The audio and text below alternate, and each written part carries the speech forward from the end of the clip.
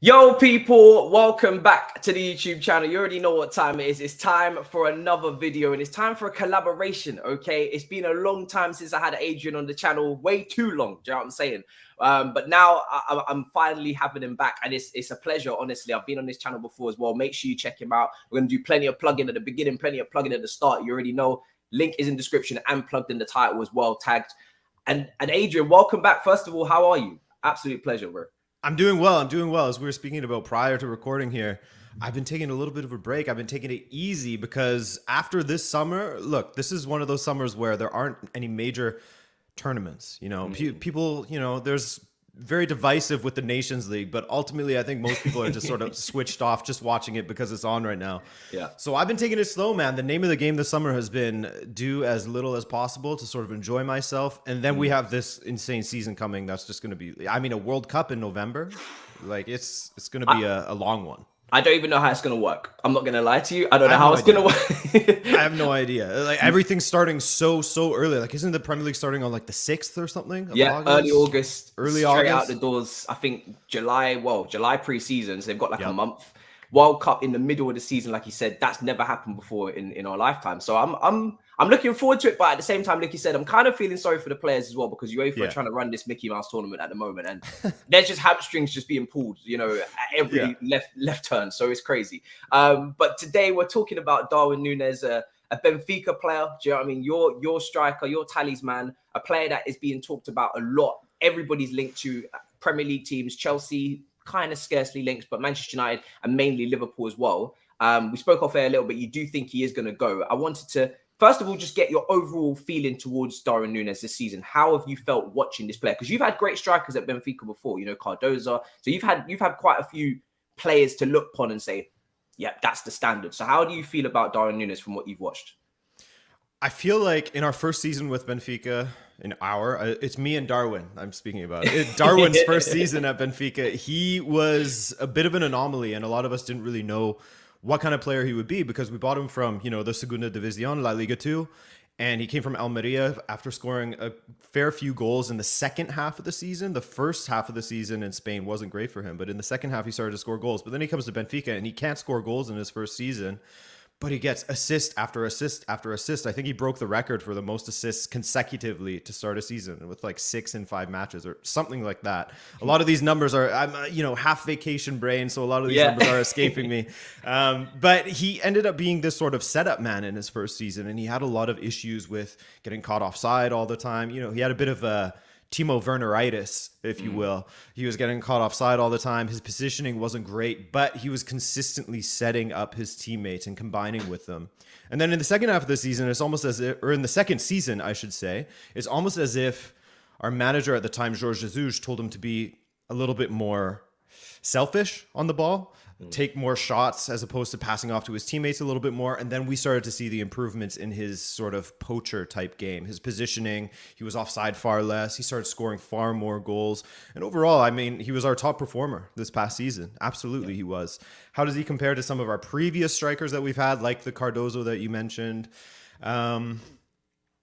He's definitely a different type of player, and he wasn't racking up the goals as those other strikers were, but I do think that this Benfica team has been pretty poor as far as supporting cast around him. He doesn't have the same sort of support that a Cardozo, etc. would have. But overall, I think a lot of Benfiquistas are happy with how the second season went. How could you not? 34 goals, I think, in 41 appearances is not bad. Yeah. And ultimately would be sad to see him go, but I don't know if it's because he hasn't been there long enough or he's just sort of divisive in some ways, which we'll get into. But there's some people that are happy to see him go, happy to see us cash out, which is always an interesting take, I find, because it's as if the supporters are like, oh, this is our money now, assuming that we'll reinvest it properly, but we rarely do. So, yeah, he's a bit divisive. Sounds like Chelsea. Yeah, exactly. And so I personally would be sad to see him go simply because he contributes so much in the attack. But it is what it is. I'm used to it at this point, man. Yeah, I mean, do you know what? As you were saying, 34 goals, 6 of those in the Champions League as well. This is a player that, you know, has had a great season. Like you said, my favorite player to come out of your club probably was João Felix. Just such an incredible player to watch. The Europa League season that he had with you guys, number 79 shirt, it was all perfect for me, you know, and I feel like that move to Atletico was completely wrong for him. And now we're looking at moves ahead. You've watched Darwin Nunez so much, and for me, he's obviously nothing like João Felix. He's completely different in that kind of way. Do you see the Premier League as the perfect place for him? We see him as a much stronger player, maybe a little bit more P&P. What position does he play? Is he a striker? Or is he more coming off the left channel? Where do you think he best fits in in a lot of these teams that he's linked with? I think that he does have the attributes where he could be successful in the Premier League. And here's one thing that I'll say right off the hop, which I think speaks a lot because I've been a lot into mentality a lot lately. He is absolutely determined. He comes from very humble beginnings in Uruguay. His family had tons of hardships. His brother actually quit football. They both were playing at the same club at Peñarol, I believe. They were both playing at the same club. And his brother actually quit so he could go home and help his family so that Darwin could continue playing professionally. It's just like a really good, humble beginning story, similar to that of Luis Diaz, if you sort of watched where he came from. And he is absolutely determined and he is absolutely willing. He's a very coachable player. He really, really listens and wants to improve and is very moldable. And we've seen like a huge jump in the last year. Now, as far as his attributes to being suitable to the Premier League, 100%. He's rapid, very, very, very, very fast. He's relatively big. I think he's like 6 foot. Sorry, I don't know the exact. But it's like 6'2", something like that. Yeah. He's a fairly tall fellow. He's not great in the air, but he's getting better and better. This is something that he's improved in the last season. So I think that he has the raw physical attributes. He still needs work on his distribution and hold-up play. That's not necessarily something that he really thrives at the moment. Yeah. But he can combine with teammates around the box, short little quick passes like that, but he's not going to drop deep like a Harry Kane or something and start spraying passes around. He's not that kind of striker, nor is he going to hold up the ball like a Giroud or something like that. He's best utilized sort of playing off of the shoulder of a main striker because he likes to drift wide. Like if you look at his heat maps, it's just all the way on the left most often. Yeah. Even though he is starting in a central position typically, though he can also operate as a left winger. He has been deployed by Benfica in that position as well. And he does well because he's a great inverted winger. He loves cutting in on his right and having a strike at goal. So I think that if you look at Chelsea's formation, I mean, that's been changing. Constantly. 3-4-3. Yeah. If we're looking at a 3-4-3 or the 3-4-2-1, depending how you want to play it, he could play any of those sort of front three, except for maybe not on the right because he does like to drift to the left. I mean, I don't know if there's a team that I would necessarily look to as being a perfect fit. I do think that he has the attributes that Klopp would look to in particular. He's still a very raw talent, still very moldable. And I think that Klopp in particular would like this kind of player, those fast sort of technical players. But I do think that he lacks in the technical side a little bit as far as, the passing, etc. But it's something that he will improve upon because I think he's still only 22. So still a very young player, but a lot of promise. Now, what I will say, man, is that I personally think that he should stay at Benfica another season, not just because I'm being greedy, but just because he's sort of set a precedent now. And he overperformed his XG a lot. Yeah. And that sort of gives me a little bit of pause to think, okay, prove that you can do it again, and then we'll talk. Because I think that he could... And I hope he doesn't, but I think that he could sort of fall into that category of one of those players that's really, really hot in the Portuguese league for, a season and a half or something like that. And then they just leave too early and they get caught up in this situation where they're not getting very much playing time. They get down on their luck. Their morale goes down. They get sent off on loan, etc. I've seen this too many times. Too many times. Yeah, I've seen this too many times with Benfica players that I'm a little bit hesitant for him to go this season, but it seems like that's going to happen. Yeah, it does feel like as if he's literally pushed the bar so high that there is only one place when he comes to the Premier League, and that is to fall off a little bit. And then when somebody falls off from their statistics, from their goals, I always then want to look at the other metrics and say, can he contribute to the team in another way? Can he help create? Can he help, link up the play? You said his passing needs improvement. His passing accuracy, is it quite low, the percentage? Actually, I was looking for it. People were talking about in around about the 50%. So I'm not sure if that's completely accurate. It could be. I haven't gotten into the weeds of his passing accuracy, but just from the old eye test, it's not his forte. It often looks a little bit awkward. Now and then you'll see him play a perfect through ball to one of our wingers or our wing backs or something like that. But like I said, I wouldn't expect him to be able to sort of drop deep and really contribute to the build up. How he contributes to the, I guess, build up or the out ball is by being just that, by being the out ball, typically dropping to the left. And then there's a quick ball forward to Darwin. And once you have him in space, this is another thing, is people like to sort of debate whether he's a good dribbler or not, because he does have sort of an unorthodox, a bit of a leggy, awkward style of dribbling. And this sounds so Timo Werner-ish to me, bro. I know. As some warning signs, I'm sure. So getting some PTSD. But he's best when he's running into space, when he's dribbling. If he has space, sort of like Lukaku in a sense. If he has space to run at defenders with the ball, then it's likely he'll be able to get past them because he can knock it around them or, drop a step over and then see you later. He's gone. But if he's tight in a corner and he has two defenders on him, don't expect him to wriggle out. He's not that kind of dribbler. He's more knocking it into space. When he has acres to run into, he's lethal, as you may have seen in the Champions League. I mean, scoring goals against Bayern, Ajax, Liverpool, it's not bad. It's not a bad resume for his first foray into the Champions League. Yeah, I just checked there, 54% per 90 it is. So that's quite poor. It's bad. Yeah. It's pretty bad. It's pretty bad. And this is my major concern is that, if he does come to the Premier League, he's going to, especially for a team like us, obviously Liverpool, they play a little bit more transition. They're a little bit faster with the way that they move the ball. And that's obviously something that we would probably like to be better at as well. But for us, at the moment, we don't move the ball the quickest all the time. So we do come up against a lot of low blocks, a lot of teams that sit off, especially at Stamford Bridge. Is he the type of player where, like you said, he enjoys running in behind, he enjoys running into space? If met with a low block, if met with a low defensive line where you've got to cut apart, break them apart, is he the kind of player that just has to be up front on the final finish, or can he actually drift out on the left? And like you said, he's not great in close quarters in terms of his dribbling as well. So how effective does he become in those sort of situations for you? That's something that Benfica actually comes up against a lot in the Portuguese league. And so far, or at least this season, he's been very good. Granted, a lot of our goals come from those quick counters through Rafa, Darwin, etc. But he has been pretty good with his positioning recently in this past season. He really likes to show up at the back post. So any crosses from the right, he's your guy at the back post. And he has, like I said, improved with his aerial ability. So he's ultimately, as you were saying, he'll be the finisher. Because he won't contribute as much with that 54% passing accuracy. That hurts my whole. That's my soul.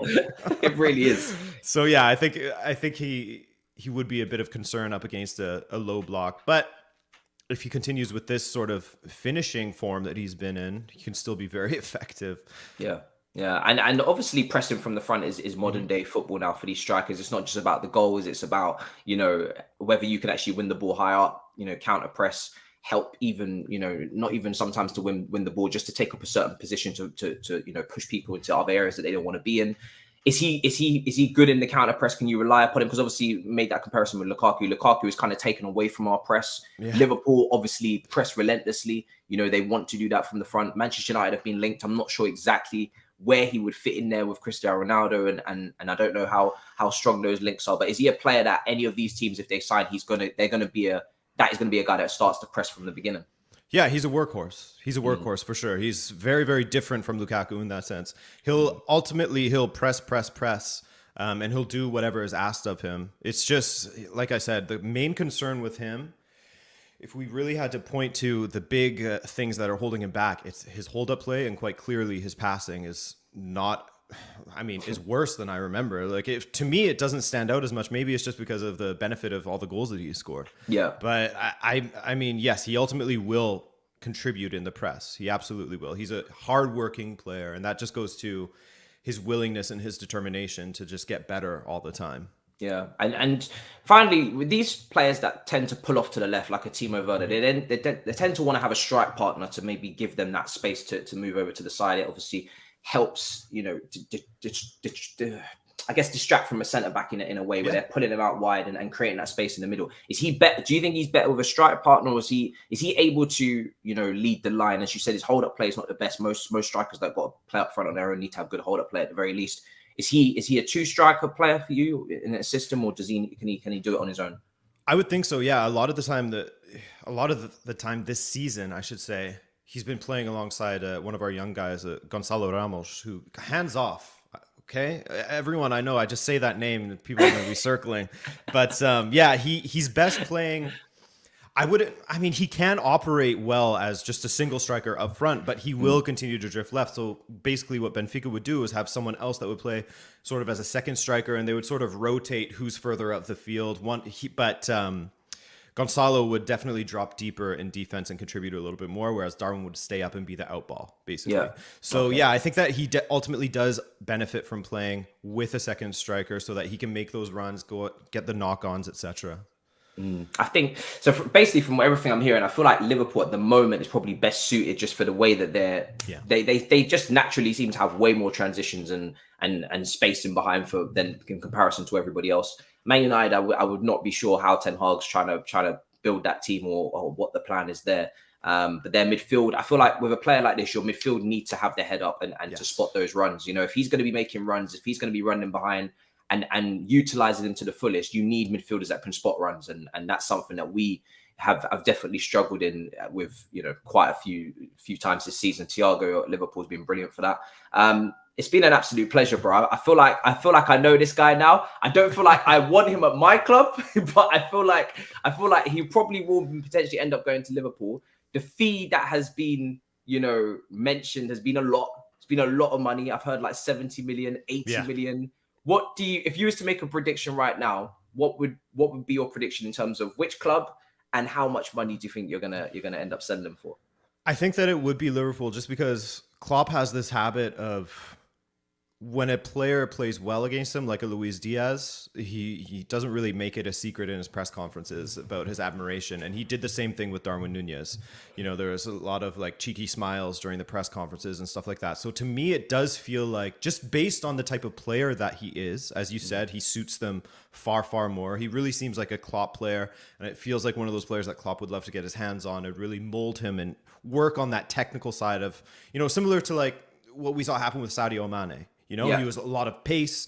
He was very, you know, he had a lot of pace, decent finisher, etc. And then Klopp just rounded him out to be this very technical, good attacking player that can play across the front three. And I think that he would look at Darwin Nunez and he would see a ton of potential there and a very moldable player and want to get his hands on him. And like you said, he completely suits their style. So I would say that if I had to choose one Premier League side, which it does seem like it's going to be the Premier League, that's what we're hearing from a lot of Portuguese journalists, is that he will leave Benfica this summer and it will likely be the Premier League. I would say that Liverpool would be the club. And I mean, Liverpool, they get some decent deals, don't they? Like Luis Diaz, 45 million plus bonuses. That wasn't bad. I could see them getting him around, you know, 60 to 70, something like that in that area. I could see that being the final number. But, you know, sometimes Benfica likes to really fight back and drag out negotiations and really get their money. Listen, get your money. Do you know what I mean? Get your money. Sure. As a rival fan, I will not complain about you making Liverpool pay the absolute premium for this guy. I'm looking forward to seeing how he does, because, you know, for me, from what I've seen as well, obviously I've not watched him as much as you have.